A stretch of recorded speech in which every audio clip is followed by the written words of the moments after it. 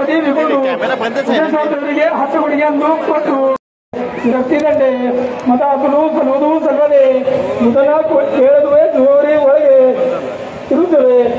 निवडणुकीचं वर्ष आहे आणि काय भावना आहेत, काय सिद्धरामेश्वरांकडे साकडे घातले? आम्ही दरवर्षी येतो. नवीन काय असणार नाही. मी तर लहानपणापासून येतो.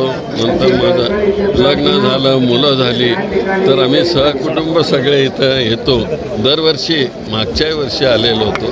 सिद्धरामाच्या चरणी आम्ही हीच प्रार्थना करतो की आम्हाला जसं तुम्ही घडवलं आणि ह्या नगरीमध्ये खूप काही आम्हाला दिलं, आता आयुष्याच्या उतरतीमध्ये तुम्ही एवढीच आम्ही प्रार्थना करतो की तुम्ही सुख शांती आणि समृद्धी द्यावी.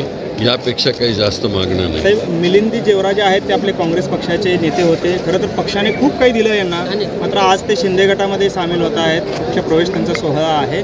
काय वाटतं एकंदरीत ह्या सगळ्या पक्षप्रवेशाने? अजूनपर्यंत ही बातमी कन्फर्म नाही आहे माझ्याकडे. फक्त आता टेलिव्हिजनवर ते ऐकतो. मी ज्यावेळेस आमच्या संघटनेच्या प्रमुखाशी बोलेन ह्या काय घडलं आहे त्यावेळेस मी ह्याच्याविषयी भाष्य करेन. यंदाचं वर्ष नाही, त्यांनी असं सांगितलंय की मी विकासाच्या मार्गावर निघालेलो आहे. मग इतक्या दिवस ते विकास होत नव्हता का पक्षात? नाही, ते काय म्हणतील, पण मी अगोदर आमच्या पक्षाच्या प्रमुखांशी मी बोलेन आणि मगच प्रतिक्रिया. साहेब, यंदाचं वर्ष हे राजकीय वर्ष असणार आहे, निवडणुकीचं वर्ष असणार आहे. काय सिद्धरामेश्वरांकडे प्रार्थना केली? हेच मी प्रार्थना करतो की करेन की ह्या सगळ्या निवडणुका जाती धर्माच्या नावाने होत आहेत, तर तिथं अशांतता आणि काही विपरीत घडू नये आणि म्हणून सर्वधर्मसमभावाचा जिथं विचार आहे त्याप्रमाणे ह्या सुरळीत निवडणुका पडाव्यात अशा प्रकारची प्रार्थना करतो. पुढच्या वर्षी खासदार म्हणून प्रणितताई शिंदे या ठिकाणी कार्यक्रमाला उपस्थित राहतील का?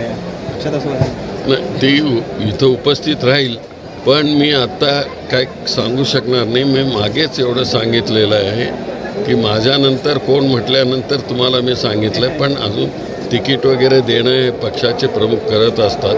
ते जेव्हा प्रोसेस होईल त्यावेळेस ती उभी राहील. आतापर्यंत आपण स्वतःसाठी प्रार्थना केली असेल दरवर्षी यात्रेमध्ये, यावेळी ताईंसाठी प्रार्थना केली आहे? नाही, लोकांच्यासाठी मी आत्ता केली.